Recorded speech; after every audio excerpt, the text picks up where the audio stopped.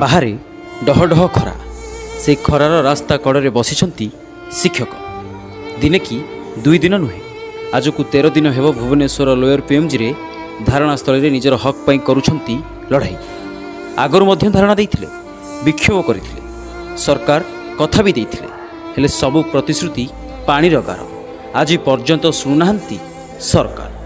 निज कथा नहला नाई सेमाने शिक्षक शिक्षा देवा तांकर काम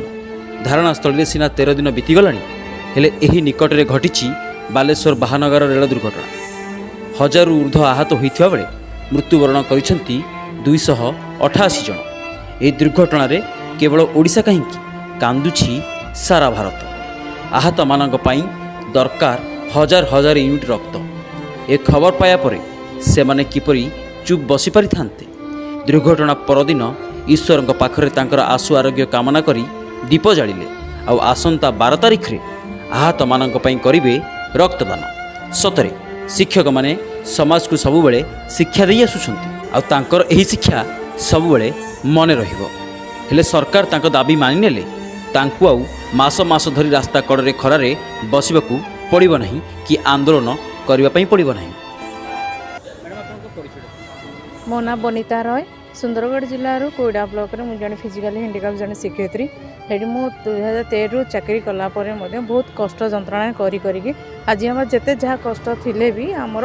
से दाबी एपन पूरण करना कि सब डिपार्टमेंट 2842 ग्रेड पे हो सारा पर भी आम से माने 22 अच्छु आम यदि माने सम्मान्य मुख्यमंत्री को अनुरोध करुचु कि आमर जो 22 जो 28 ग्रेड पेटा आम खाली दाबी कर दिंतु जो कि आम जो गणधारण करुँ गणधारण संगे संगे सब शिक्षयित्री भाई भाई मैंने समस्ते रक्त शिविरदान साहाय्य करने को प्रस्तुत अच्छु आम शिक्षयित्री हेल्ले गोटे गोटे सामाजिक और गोटे परिवार पर रक्तदान देवाक प्रस्तुत अच्छु ठीक है। मो हतेश्वर शेखर देव सुंदरगढ़ जिलार शिक्षक संगठन सभापति तथा पश्चिम ओडिशा शिक्षक फोरम आवाहक मंडली सदस्य। आजिकार जो गणधारणा आमर जो चली सार दीर्घ एटा 13 दिन हेलाणी चली या पूर्वर नवेम्बर 27 तारिख रु आमर विराट धारणा 1,30,000 शिक्षक करते